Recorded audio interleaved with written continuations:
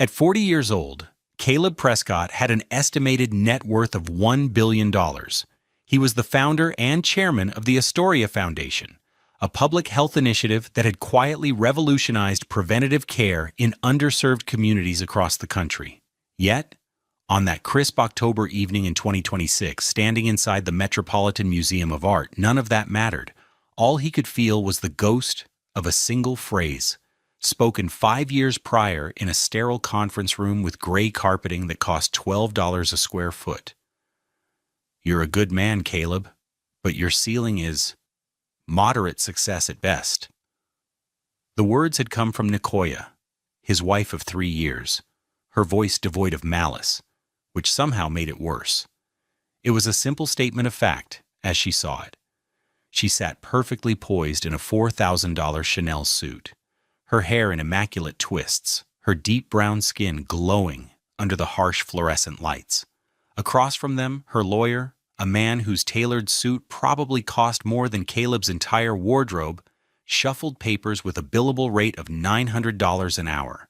Caleb sat beside his own counsel, a kind but outmatched public interest lawyer he'd known for years, wearing his one good suit, a $250 offering from Macy's.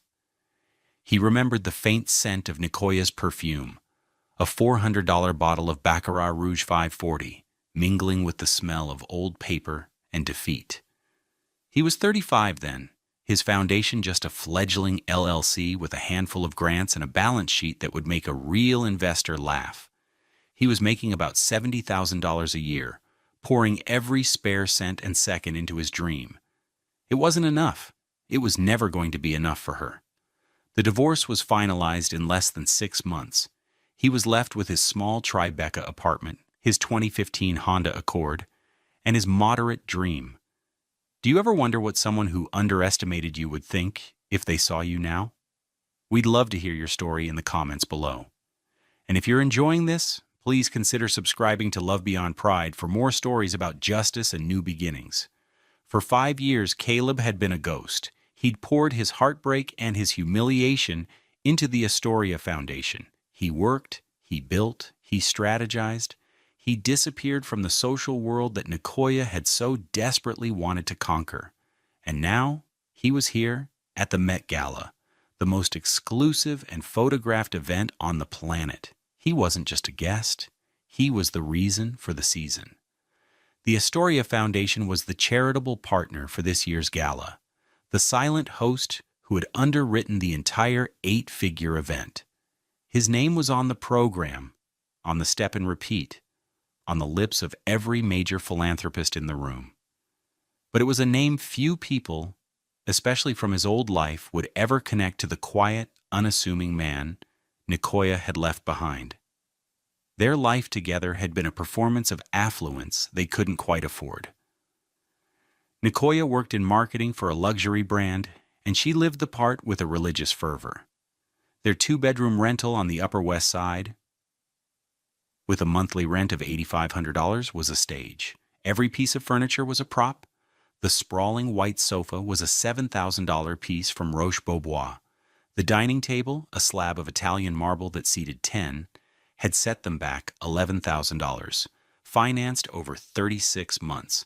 Nicoya insisted they needed it for the dinner party she planned to host for the right people. Those dinners were exercises in quiet tension for Caleb.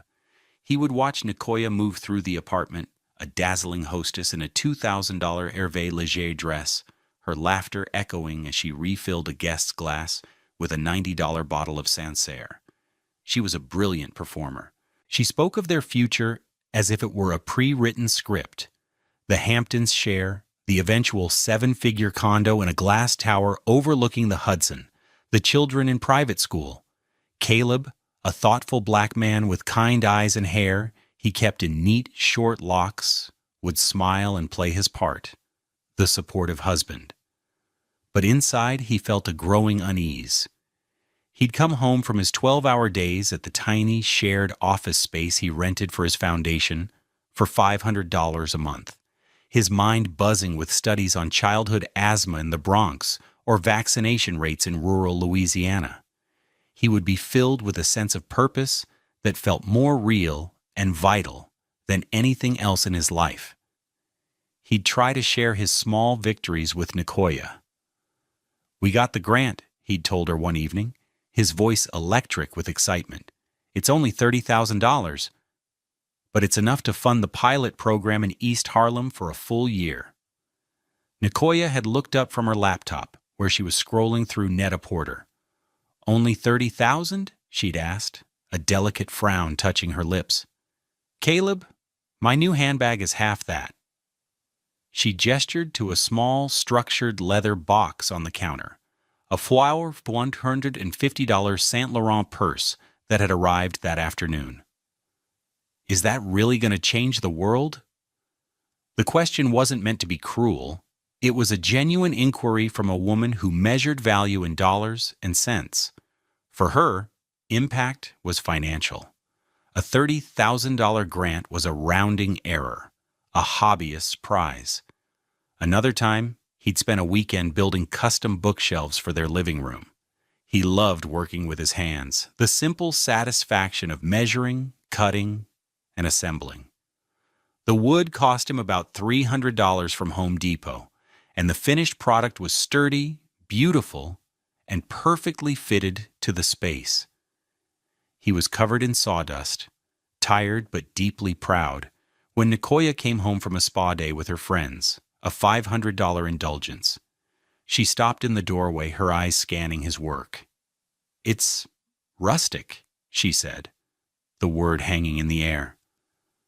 "I was picturing something more like that Poliform unit we saw, the one for $12,000. She didn't understand that he hadn't built it to save money. He had built it to create something real with his own two hands. The contrast between their worlds became a chasm. His balance sheets were filled with small, meaningful numbers: $50 for a child's inhaler, $200 for a mobile vaccination clinic's gas for a week, $1,000 for educational materials. Her credit card statements were a litany of high-end brands: a $3,200 payment to Cartier for a love bracelet, a $1,800 charge at a Michelin-starred restaurant, a $5,000 deposit for a villa in Tuscany they couldn't really afford. He wore a simple $150 Timex watch. She yearned for a Patek Philippe, the kind she saw on the wrists of her boss, a man who drove a $200,000 Bentley. "Grayson's bonus alone was $500,000 this year," she'd say, her voice wistful, referring to a senior partner at a hedge fund she knew. Can you imagine? Caleb couldn't. His mind didn't work that way. A $500,000 bonus to him represented 10 community health clinics. It was a number with human weight. To Nicoya, it was the price of admission to the life she felt she deserved. He was trying to build a foundation. She was trying to build a facade. They had no idea they were building on a fault line. The first tremor was a quiet conversation that felt like an earthquake. It happened on a Tuesday night in early 2021. Caleb had just secured a significant partnership with a hospital network in Chicago, a deal he'd worked on for 6 months. It wasn't a massive financial windfall, but it was a vote of confidence, a strategic alliance that would give his Astoria Foundation credibility and scale. He came home, his heart soaring, to find Nicoya at their expensive marble dining table, surrounded by glossy brochures for luxury real estate. "Look at this one," she said, pushing a pamphlet across the table. It showed a sprawling penthouse in a new development in Hudson Yards, all glass and sharp angles. The price was listed at the bottom, $6.8 million. It has a private terrace and a 24-hour concierge with hotel services. Caleb looked at the brochure, then back at his wife. Her eyes were shining with a feverish light he recognized. It was the same look she got when a new collection dropped at her favorite designer. "Nia, this is a lot. We can't afford this." "Not right now," she conceded, waving a dismissive hand. "But we need a goal. We need something to work towards. I saw Grayson's new place last week. It's just like this. He and his wife are so happy." Caleb took a deep breath. That's great for them. But my path is different. You know that. Astoria is starting to make a real difference. The Chicago deal is huge for us. Nicoya's face fell, the light in her eyes extinguished, replaced by a familiar, weary impatience. Caleb, we've talked about this. The foundation is a lovely project. It's a wonderful hobby. But it's not a career. It's not going to buy us this. She tapped the glossy image of the $6.8 million apartment. I'm 34. I don't want to be living in a rental forever. I don't want to be the woman whose husband has a nice little charity. The words nice little charity struck him like a physical blow. He had poured his soul into it. He had sacrificed sleep, savings, and sanity for it. It's not a hobby, Nia. It's my life's work. But what does it produce? She shot back, her voice rising. What's the return on investment? You're making $70,000 a year. My assistant makes more than that. We are drowning in debt from this lifestyle you can't sustain, that I have to sustain with my salary and my bonuses. That $7,000 sofa, I paid for it. The $11,000 table, my credit. We are living a lie, and you're content to play in your little sandbox of good intentions. The cruelty of it was breathtaking. Every dinner party, every expensive bottle of wine, every designer handbag, he had thought they were a team, stretching to build a life. Now she was reframing it as his failure, her burden. That was the beginning of the end. The conversations grew colder, more frequent. She started spending more time out with her work friends, a circle of high-earning, high-spending people who saw the world as she did. She'd come home late smelling of expensive cocktails and contempt. One night he found her on the phone, her voice low and intimate. No, he's still just puttering around with his little projects, she was saying. A pause. I know, you get it. You're ambitious. It's just exhausting being with someone who isn't. Caleb stood frozen in the hallway, the words twisting in his gut. He knew who she was talking to. It had to be Grayson. The official betrayal came a month later, delivered not with a tearful confession, but with the cold efficiency of a business transaction. She had her lawyer send him an email, a formal notice of her intent to file for divorce. When he confronted her that evening, she didn't even have the grace to look ashamed. She was packing a suitcase, a $3,000 Rimowa model. Her closet, a monument to consumerism filled with over $100,000 in clothes, shoes, and bags, was half empty. Where are you going? He asked, his voice hollow. I'm staying with a friend for a while, she said, not looking at him. Grayson? He asked. She finally met his gaze, her eyes hard. Yes, Caleb, Grayson. He understands what it takes to build a real life. He respects my ambition. He doesn't think a $30,000 grant is a major achievement. The callback to his own moment of joy was a deliberate, calculated cruelty. It was meant to wound, to diminish him completely. And it worked. He felt himself shrink under her gaze, the weight of her disappointment crushing him. The divorce proceedings were a masterclass in humiliation. Her lawyer, the $900 an hour shark, argued that Nicoya was entitled to a significant portion of the Astoria Foundation. Mr. Prescott's foundation was established during the marriage, he'd argued in a letter, a blatant lie Caleb's lawyer easily refuted by producing the 2019 LLC formation documents a full year before their wedding. The foundation was premarital, a separate property. He had made that decision on the advice of his father, a wise, careful man who believed in protecting one's dreams. When that failed, Nicoya's team pivoted. They argued for extreme spousal support, claiming she had supported his dream at the expense of her own financial security. They produced credit card statements showing the Roche-Beaubois sofa, the marble table, the expensive dinners. It was a cynical twisting of the truth. She hadn't supported his dream. She had tolerated it while pursuing her own, and now she wanted him to pay for her choices. The final meeting was in that sterile conference room. After weeks of legal wrangling, it was clear she would get very little. The premarital asset protection was ironclad. She would get half the value of the furniture she had bought on credit. And that was it. There was no shared property of any real value. There was no fortune to divide. There was only his nice little charity. That's when she delivered the line. Her lawyer had just finished a patronizing speech about how Caleb should be grateful for Nicoya's support. Nicoya, seeing the final number and realizing there was no payday coming, looked at Caleb with a sort of clinical pity. "It's for the best, Caleb," she said, as if consoling a child. "You need to be with someone who appreciates your sensibilities. Someone who is happy with a quiet life." She paused, then delivered the final devastating blow. "You're a good man, Caleb, but your ceiling is moderate success at best."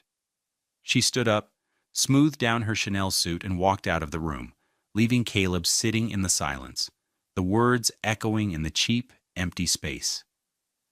Moderate success at best. It wasn't an insult. It was a verdict, a judgment on his entire being, his ambition, his soul. He had no idea, in that moment of absolute devastation, that she had just handed him the fuel for a billion-dollar fire. The 5 years that followed were a silent, relentless grind. Caleb channeled every ounce of his pain, every echo of Nicoya's dismissal, into the Astoria Foundation. The divorce had been a brutal, clarifying event. It stripped away the pretense and left him with the one thing that truly mattered, his work. His first move, just weeks after the divorce was final, was to sell the 2015 Honda Accord for $8,000 and his collection of vintage records for another $3,000. He moved out of the expensive Upper West Side rental and into a small, one-bedroom apartment in Astoria, Queens. The rent was $800 a month, a fraction of his previous cost, and the neighborhood felt real, grounded. The extra $6,700 a month he saved on rent and living expenses went directly into the foundation's operating budget. He hired a new lawyer, a brilliant woman named Alana James, from a top-tier firm. Her retainer was a painful $25,000, almost everything he had left, but she was worth every penny. In their first meeting, in her sleek midtown office with views of the city, she laid out a plan. "The foundation is an LLC now, which is fine for a small operation," she explained, her voice crisp and direct. "But given your ambition, we need to restructure. We'll create a 501c3 public charity, and the LLC will become a wholly owned subsidiary that can engage in revenue-generating activities to fund the charity. This dual structure will give us maximum flexibility for growth and fundraising. The legal fees for the restructuring would be nearly $100,000, a terrifying number. To fund it, Caleb did something he had never wanted to do. He approached his father. His dad was not a wealthy man, but he was a homeowner in a stable Brooklyn neighborhood, a retired city planner who had saved diligently his entire life. Caleb sat in his parents' warm, comfortable living room, the walls covered in family photos, and laid out his vision. He explained the legal structure, the growth plan, the potential for national impact. He didn't mention Nicoya. He didn't have to. His father saw the new fire in his son's eyes. At the end of the conversation, his dad went to his old wooden desk, pulled out a checkbook, and wrote a check for $150,000, a loan from his home equity line. "This is not for a hobby, son," he said, his voice thick with emotion. "This is an investment in you. Make it count." That $150,000 was the seed. With Alana's legal architecture in place, Caleb started to build. He hired his first employee, a sharp, fiercely loyal young woman named Maya, a recent public health graduate from Columbia. Her starting salary was a meager $45,000 a year, but she believed in the mission. She became his right hand, his gatekeeper, his strategist. Their first major breakthrough came in 2022.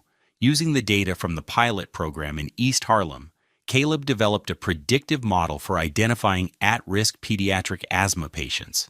He used a small portion of his father's loan, about $20,000, to hire a freelance data scientist to refine the algorithm. They took the model not to venture capitalists, but to a mid-sized, innovation-focused health insurance company. In a series of grueling meetings, Caleb, flanked by Maya, proved that his model could reduce emergency room visits by 30%, saving the company millions in hospitalization costs. They didn't ask for a handout. They proposed a partnership. The insurance company licensed their predictive model for an annual fee of $1.2 million. Suddenly, the Astoria Foundation wasn't a nice little charity anymore. It was a revenue-generating health tech player. With that first $1.2 million, Caleb didn't upgrade his apartment or buy a new car. He reinvested. He hired a small team, 2 community outreach coordinators, $60,000 salary each, and a data analyst, $85,000 salary. He leased a proper office in Long Island City for $4,000 a month, a bright, open space that buzzed with energy. He paid his father back the $150,000 loan, with interest. The model was replicable. Over the next 3 years, Caleb and his team scaled the operation with relentless focus. They used the template from the first deal to approach other regional insurers. A deal in Pennsylvania brought in $2.5 million annually. A consortium of hospitals in Florida signed a 3-year, $7 million contract. By 2024, the foundation's revenue-generating arm was bringing in over $15 million a year. This income stream fueled the charitable work on an unimaginable scale. They launched free clinics in food deserts, mobile screening vans in rural communities, and health literacy programs in schools. Every dollar was tracked, every outcome measured. Caleb was obsessed with efficiency and impact. He would spend hours with his team, poring over spreadsheets, arguing about the most effective allocation of a $10,000 grant. His personal life remained simple. He still lived in the same $800 a month apartment in Astoria. He upgraded his wardrobe from Macy's to a few well-made pieces from Theory, but his most expensive suit was still under $1,000. He finally bought a new car, a certified pre-owned Lexus ES 350 for $35,000, a practical and reliable choice. The only significant change was his salary. The foundation's board, now composed of respected public health experts and business leaders, insisted he take a salary commensurate with his role as CEO of a rapidly growing organization. They set it at $750,000 a year. After taxes, Caleb invested most of it quietly and conservatively with a financial advisor his father recommended. He had no interest in the trappings of wealth. The work was the reward. The numbers on the impact reports were his luxury. By 2026, the Astoria Foundation was a powerhouse. Its endowment, fed by the profits from its tech arm and a few massive unsolicited donations from major philanthropists who had noticed their quiet, effective work, had swelled to over $800 million. Caleb's personal investments had grown his net worth to a staggering figure. When his financial advisor ran the numbers, the total, including his stake in the foundation's private assets, tipped over the $1 billion mark. Caleb looked at the number on the page and felt nothing but a quiet sense of disbelief. It was an abstract figure, a byproduct of the work. The real number was the 1.2 million children who now had access to preventative care because of his nice little charity. A crucial part of Caleb's strategy was silence. He operated like a submarine, deep and unseen. This was where Maya, his first hire, proved to be invaluable. Now his chief of staff, earning a salary of $250,000 a year plus bonuses, she understood his desire for anonymity perfectly. she constructed a formidable wall around him. "Caleb, Forbes wants to feature you in their 30 Under 40 issue," she told him one morning in 2025, standing in his now spacious corner office in their new Midtown headquarters, a space for which they paid $80,000 a month in rent. Caleb didn't even look up from the report he was reading on maternal mortality rates in the Mississippi Delta. "Decline," he said simply. "Respectfully, Caleb, this is Forbes. It would be huge for the Foundation's visibility." "Our visibility comes from our results, Maya," he replied, finally meeting her gaze. "The work speaks for itself. I don't want my face on a magazine. It's a distraction." He trusted the work, not the hype. He knew how easily a narrative could be twisted. Maya nodded, understanding. She had a list of standing orders. No on-camera interviews for Caleb, no profiles in society magazines, no photos at events. Any media requests were to be funneled through the Foundation's communications director, a seasoned professional Maya had hired, with the explicit instruction to highlight the work, never the founder. When a major newspaper wrote a glowing piece about their success, it featured interviews with their on-the-ground coordinators and the families they served. Caleb was mentioned only by name and title. Caleb Prescott, chairman. This dedication to privacy was, in part, a defense mechanism. He had no desire to ever cross paths with Nicoya again. He knew the world she inhabited, the world of galas, benefits, and the relentless pursuit of being seen. By staying out of the spotlight, he was staying out of her orbit. He had blocked her number years ago, deleted all their photos, and instructed his lawyer to handle any residual communication, of which there was none. He had effectively erased her from his life. He feigned normalcy, though his life was anything but. To his parents, he was still just their son, coming over for Sunday dinner in his comfortable jeans and a $70 sweater.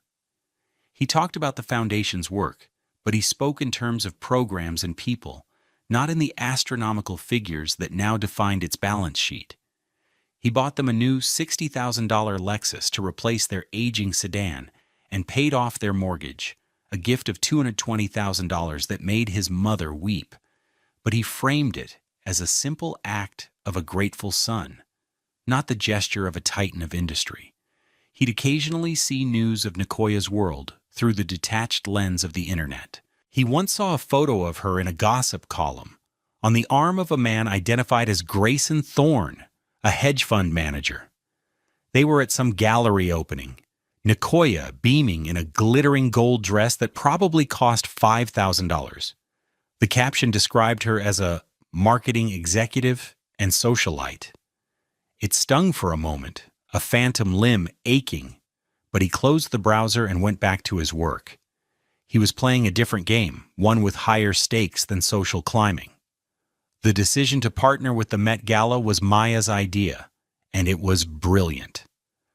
"This is the ultimate platform," she'd argued in a board meeting.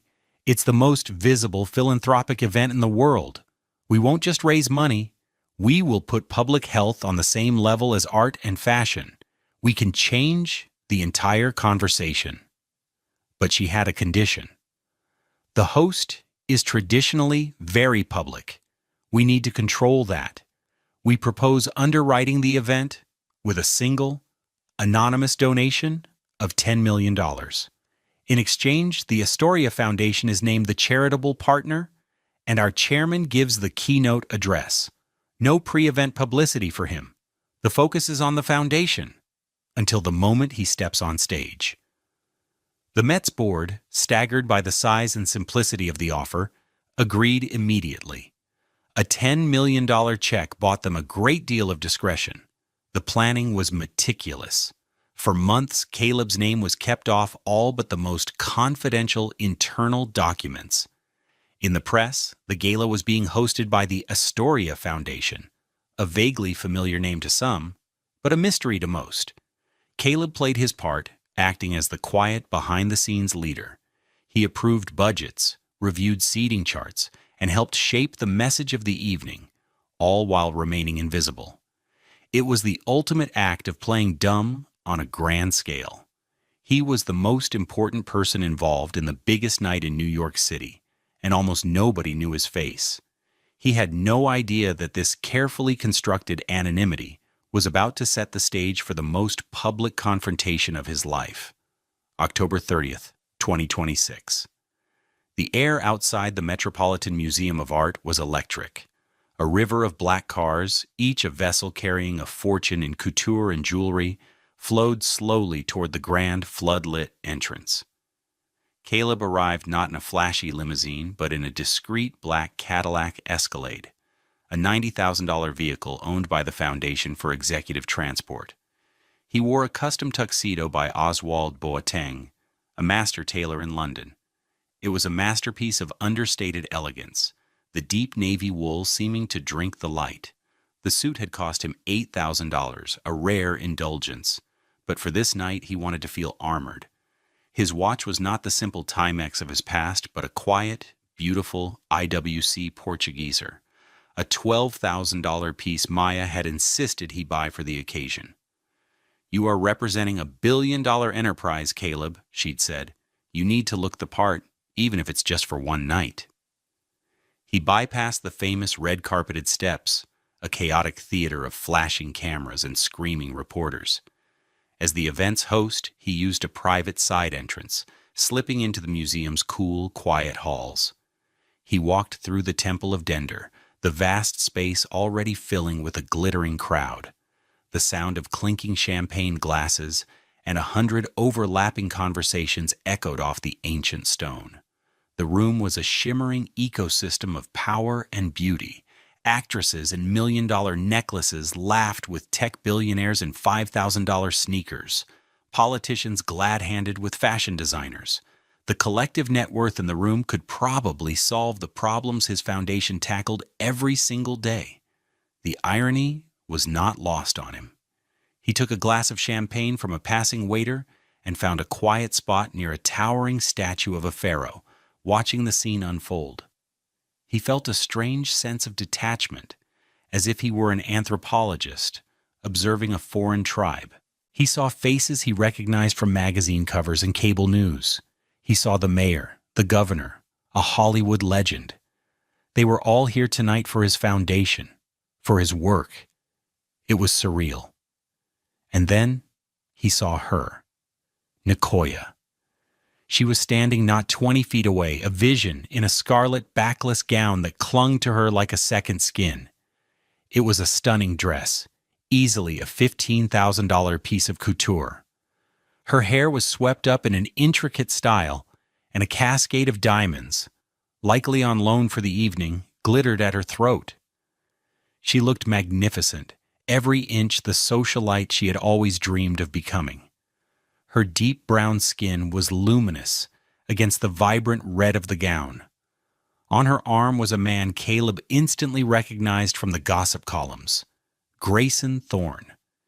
He was handsome in a bland, corporate way, with perfect teeth and a smug, confident air. He wore a classic black tuxedo that probably had a $10,000 price tag. They were laughing, holding court with a small group of people. Nicoya looked happy, triumphant. Caleb's heart didn't break. It didn't even ache.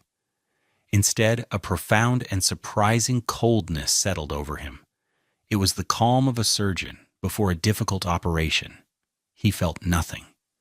The years of pain, of humiliation, had been burned away, leaving behind only a hard, polished surface. He had no desire to speak to her, to confront her. He was content to remain a ghost. He turned to walk away, to lose himself in the crowd, but it was too late. Her eyes, scanning the room for the next important person to greet, landed on him. For a split second, there was a flicker of confusion. Then, recognition dawned, followed by an expression of pure, unadulterated shock. And then, something else, a slow, condescending smile. She excused herself from her group, pulling a reluctant Grayson by the arm, and began to walk toward him. Caleb stood his ground, his hand steady as he held his champagne flute. He felt like he was watching a movie of his own life. The next few moments would unfold in slow motion. "Caleb? Caleb Prescott? Is that really you?" Nicoya's voice was a silky purr, but it was laced with the same patronizing tone he remembered so vividly. She looked him up and down, her eyes taking in his tuxedo, his watch. It wasn't a look of admiration, but of appraisal, as if she were inspecting a piece of merchandise. "Hello, Nicoya," he said, his voice even and calm. "My God, I almost didn't recognize you," she continued, her smile widening. "What in the world are you doing here? Did you cater the event?" She let out a small, tinkling laugh, as if she had made the cleverest joke in the world. Grayson, her companion, smirked. "Naya, be nice," he said, though his eyes were filled with the same dismissive amusement. He extended a hand to Caleb. "Grayson Thorne. You must be the ex-husband I've heard so much about, the one with the... what was it? The little charity." Caleb ignored the outstretched hand. He kept his eyes on Nicoya. "It's a surprise to see you here too," he said, the words measured and precise. "Oh, Grayson is on the board of one of the museum's junior committees," she explained, waving a hand dismissively, as if the details were unimportant. "We get invited every year. It's a bit of a bore, honestly, but one has to show up." She leaned in, lowering her voice conspiratorially. "But really, Caleb, how did you get a ticket? These things go for, what, $50,000 a plate now? Did your little foundation finally get a big donation?" The condescension was suffocating. She was performing for Grayson, demonstrating her superiority over the man she had discarded. She saw him not as a person, but as a prop from her past, a benchmark against which she could measure her own success. She had no idea she was standing at the edge of a cliff, mocking the very ground beneath her feet. Caleb took a slow sip of his champagne. He looked past her, his gaze sweeping across the magnificent room, the priceless art, the powerful people. He thought of the 5 years of 16-hour days. He thought of his father's $150,000 check. He thought of the 1.2 million children. He thought of the words, "moderate success at best." He brought his eyes back to hers. A faint, unreadable smile touched his lips. "Something like that," he said. He had no idea what was coming. She had made a critical mistake. The house lights dimmed slightly, and a hush fell over the great hall. A woman in a shimmering silver gown, the director of the museum, walked to a small, elegantly lit podium at the front of the room. A spotlight, brilliant and white, followed her. "Good evening, everyone, and welcome," she began, her voice amplified throughout the space. "Welcome to the Metropolitan Museum of Art. We are so honored to have you here for what is not only a celebration of fashion and art, but a landmark event for philanthropy." Nicoya, who had been in the middle of another condescending anecdote about a recent trip to St. Bart's, was forced into silence. She shot Caleb an annoyed look, as if he were personally responsible for the interruption. She and Grayson stood beside him, trapped by the sudden focus of the crowd. Caleb remained perfectly still, his eyes fixed on the stage. The cold calm inside him had solidified into something dense and heavy, like granite. "Each year," the director continued, "this gala partners with a charitable organization doing extraordinary work. This year, we have been privileged to partner with a foundation that is truly changing the world, an organization that has, with quiet brilliance and breathtaking efficiency, transformed the landscape of public health for millions of children across America." A murmur went through the crowd. The Astoria Foundation was still a mystery to many in this room. They knew it was powerful enough to underwrite the entire event, but its leadership was unknown. Nicoya leaned toward Caleb, her whisper sharp with impatience. God, these speeches are always so dull. Let's get another drink as soon as this is over. I need you to tell me how you scammed your way in here. I'm dying to know. Caleb didn't respond. He didn't even look at her. His entire being was focused on the woman at the podium. They have done this not with loud pronouncements or self-aggrandizing press releases, but with data, with dedication, and with a profound moral clarity, the director said, her voice ringing with genuine admiration. Their work is a testament to the idea that the greatest success is not measured in headlines, but in lives improved, in futures secured. At the phrase greatest success, Caleb saw a flicker of movement from Nicoya. The words seemed to hang in the air between them. The force behind this revolution is one man, the director announced, her voice rising with theatrical flair. A man whose vision and relentless drive have built this incredible organization from the ground up. For years, he has chosen to remain behind the scenes, letting the work speak for itself. Tonight, we are deeply honored that he has agreed to step into the light. The air grew thick with anticipation. Who was this mystery benefactor, this silent titan? Grayson shifted his weight, looking intrigued. Nicoya rolled her eyes, bored. And then the director said the words, "Ladies and gentlemen, it is my profound honor to introduce the man who made this entire evening possible, the founder and chairman of the Astoria Foundation, Mr. Caleb Prescott." The world stopped. For a full second, there was absolute silence. The name hung in the air, an impossible, incomprehensible fact. And then, a single, powerful spotlight detached from the stage, swung across the cavernous room, and landed directly on Caleb. He was bathed in a brilliant, unforgiving white light. The reaction was instantaneous and visceral. Grayson Thorne, the smug hedge fund manager, froze. His jaw went slack, his eyes wide with disbelief. He looked from Caleb, illuminated in the center of the room, to the stage, and then back again, his brain struggling to process the information. But it was Nicoya's reaction that was the masterpiece of the moment. Her face, just seconds before a mask of bored condescension, collapsed. The color drained from her cheeks, leaving her luminous brown skin looking ashen under the harsh light. Her mouth opened slightly, but no sound came out. Her eyes, wide and staring, were fixed on Caleb. It was not a look of surprise. It was a look of pure, unadulterated horror. It was the look of a person who has just realized they have made a catastrophic, life-altering mistake. The expensive, glittering facade she had built around herself crumbled into dust in that single, silent moment. A wave of applause began to swell, starting with the few people at the front who knew Caleb and spreading rapidly as the rest of the room, guided by the spotlight, found its target. Caleb stood for a moment, letting the light and the applause wash over him. He gave a small, polite nod. Then, with a calm, unhurried grace, he handed his empty champagne flute to a bewildered-looking waiter and began to walk toward the stage.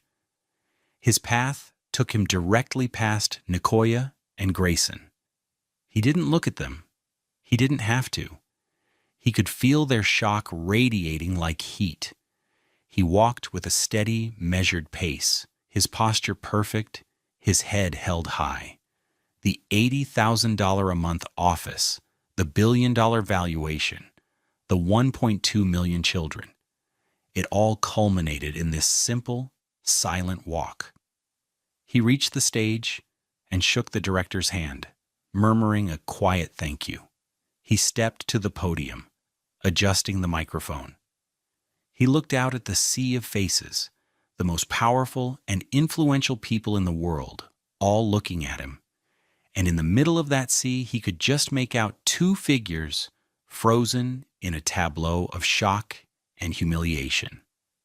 He took a deep breath and began his 8-minute speech. "Good evening," he said, his voice calm, clear, and amplified by the state-of-the-art sound system. "My name is Caleb Prescott." He didn't talk about himself. He didn't talk about his journey. He talked about the work. He spoke of a 6-year-old girl in the Bronx who could now play outside without fear of an asthma attack. He spoke of a single mother in rural Georgia who could get her baby vaccinated because a mobile clinic, funded by their technology, came to her town. And then he delivered the quiet, devastating blow. "There are many ways to measure success in this world," he said, his eyes scanning the room. "Some measure it in quarterly earnings, in stock prices, or in the square footage of an apartment. These metrics have their place, but they are, I believe, incomplete. They are a facade, a thin veneer over what truly matters." He paused, letting the words sink in. He could feel Nicoya's gaze on him, a physical weight. "We at the Astoria Foundation believe in a different metric. We believe true success is not a ceiling you hit, but a floor you build for others. It's not about moderate gains for oneself. It's about creating immoderate life-changing opportunities for those with nothing. It's about building something that will outlast your own name, your own ambitions." He never raised his voice. He never mentioned her name. He didn't need to. He had taken her words, the very weapons she had used to wound him, and reforged them into the core of his triumph. He was not just refuting her judgment, he was redefining the very terms of success itself.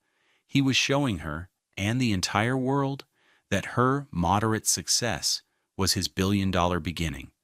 The speech ended with a vision for the future, a call to action, and a simple, heartfelt thank you. The room erupted in a standing ovation, a thunderous roar of approval. Caleb gave another small, humble nod and stepped away from the podium, his work done. The fallout for Nicoya was not a single dramatic explosion, but a slow, cascading collapse. The immediate aftermath was a scene of silent, white-hot fury. As the applause for Caleb's speech finally died down, Grayson Thorne turned to Nicoya. His face, which had been a mask of shock, was now contorted with rage. Witnesses standing nearby would later describe the hissed, venomous exchange. "You knew him?" Grayson's voice was a low growl, barely audible over the renewed chatter in the room. I didn't know," Nicoya stammered, her hands trembling. "I had no idea. He was nobody, Grayson. He was nothing." "Nothing?" Grayson's laugh was a sharp, ugly sound. "That nothing just hosted the Met Gala. That nothing is the biggest new name in philanthropy in a decade. And you stood there and mocked him. You made me look like a fool." In their world, the world of finance and social climbing, perception was reality. Grayson's value was tied to his connections, his access, his unerring instinct for power. Nicoya had just publicly demonstrated that she couldn't tell the difference between a janitor and a king. She had embarrassed him. It was an unforgivable sin. "Let's go," he snarled, grabbing her arm. It wasn't a gentle touch, it was a vice grip. He dragged her through the crowd, his face a thundercloud. They didn't say goodbye to anyone. They fled the scene of her humiliation, the scarlet of her $15,000 gown, which had seemed so triumphant an hour before, now looked like a signal of shame as she was marched out of the museum. The consequences enumerated themselves over the following weeks. First, Grayson ended it.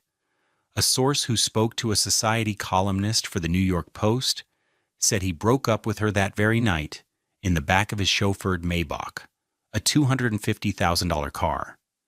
He told her she was a liability, her social judgment was flawed, and her ambition was a cheap imitation of the real thing. He had been using her for her beauty and social skills. Now that she had proven to be a social liability, she was useless. She was dropped from his life as quickly as she had been picked up. Second, her social standing evaporated. The story of the ex-wife mocking the surprise billionaire host at the Met Gala was too delicious to stay private. It ripped through the elite circles of Manhattan.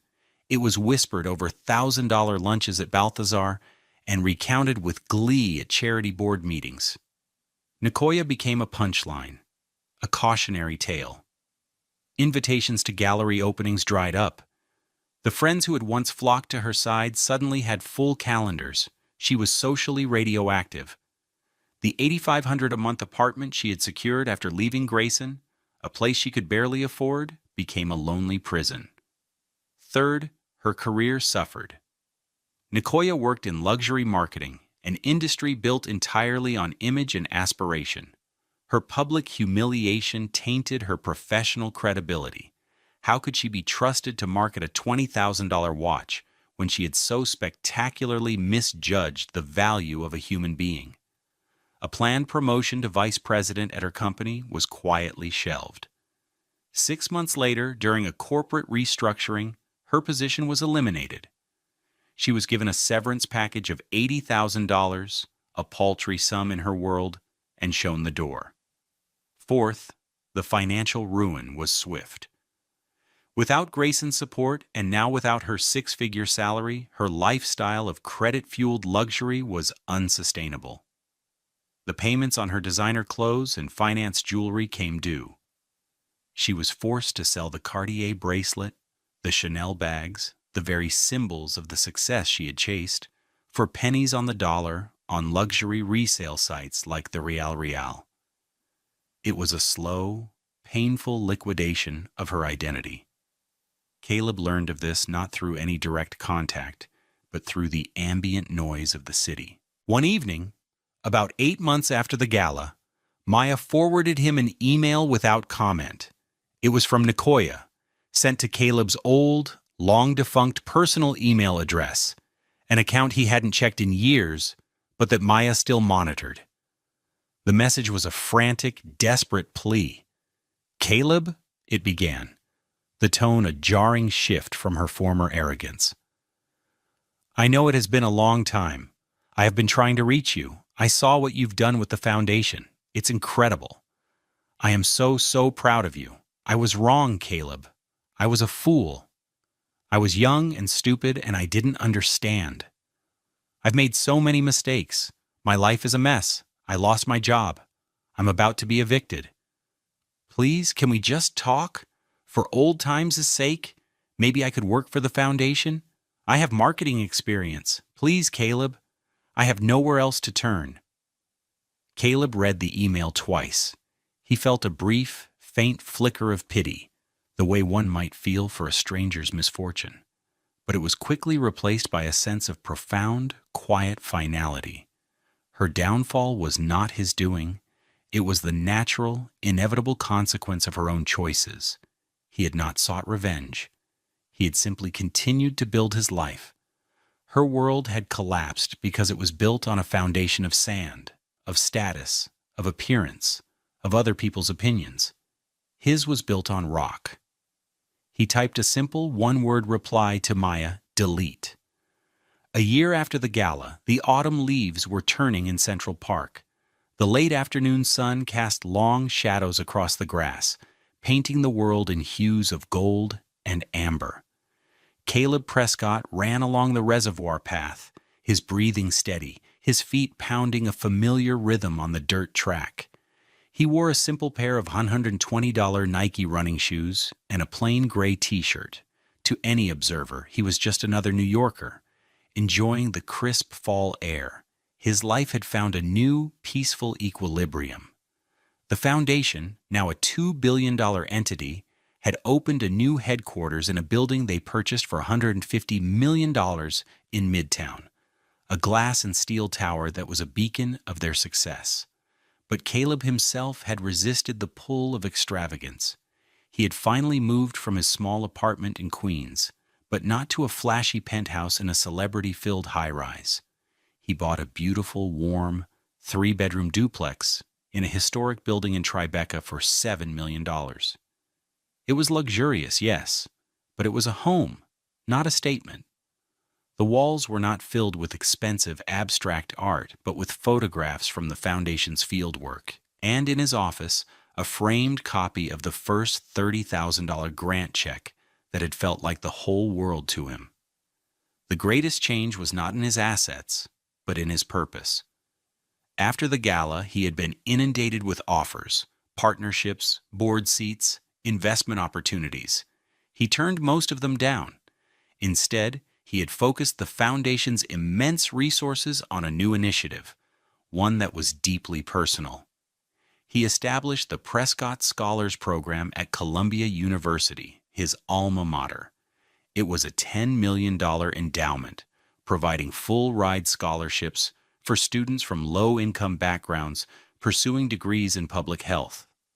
This morning, he had received a letter from the first recipient, a brilliant young black woman from his father's old neighborhood in Brooklyn. She wrote about her dream of opening a clinic for maternal health, inspired by the work of the Astoria Foundation. Her letter was filled with a fierce, hopeful energy that reminded Caleb of himself at that age. He had it on his desk, next to the old grant check. These were his trophies. This was his true wealth. As he rounded the northern edge of the reservoir, the setting sun glinted off the city's glass towers in the distance.